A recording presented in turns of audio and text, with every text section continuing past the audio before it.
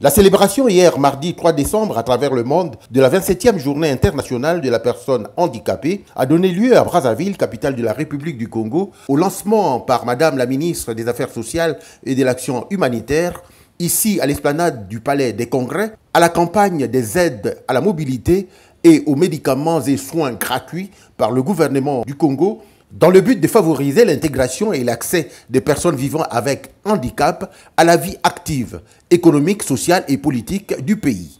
Plus de 600 millions de francs CFA ont été débloqués pour l'approvisionnement en accessoires de mobilité et en produits de santé dont ont été bénéficiaires, notamment 200 personnes à mobilité réduite qui ont reçu des tricycles, 72 autres des béquilles, 120 autres personnes à mobilité réduite, des cannes anglaises, 150 déficients visuels ont été dotés en cannes blanches. 6 déficients auditifs ont été bénéficiaires des prothèses auditives. Et dans la catégorie des sans mélanine, à une centaine d'albinos, des kits de protection en produits et médicaments de soins de santé gratuits leur ont été remis.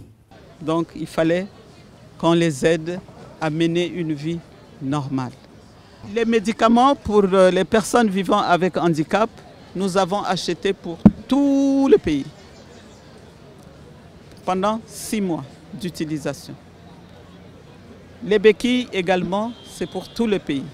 Les cannes, c'est pour tout le pays également. C'est déjà acheté. Ces aides vont se poursuivre à l'intérieur du pays. Elles ont ému les personnes handicapées du Congo qui ont remercié l'État congolais. Parmi eux, l'ancien ministre, M. Jean de Dieu Goma, aujourd'hui secrétaire exécutif permanent du Conseil consultatif des personnes vivant avec handicap au Congo, qui n'a pas retenu sa satisfaction. L'État congolais a beaucoup fait pour les personnes handicapées de notre pays. Il n'y a qu'à voir ce qui se passe actuellement. Les dents, c'est un investissement important que le gouvernement vient de faire.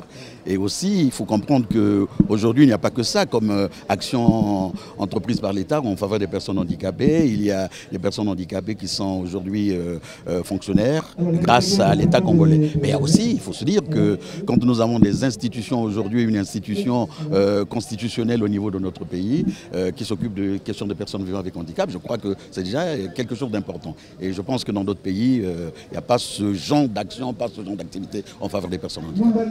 C'est un engagement, un accompagnement dans la durée pour le gouvernement de la République du Congo qui tient à poursuivre cet effort avec l'ambition d'améliorer partout, sur toute l'étendue du territoire national, les conditions et le bien-être des personnes vivant avec handicap.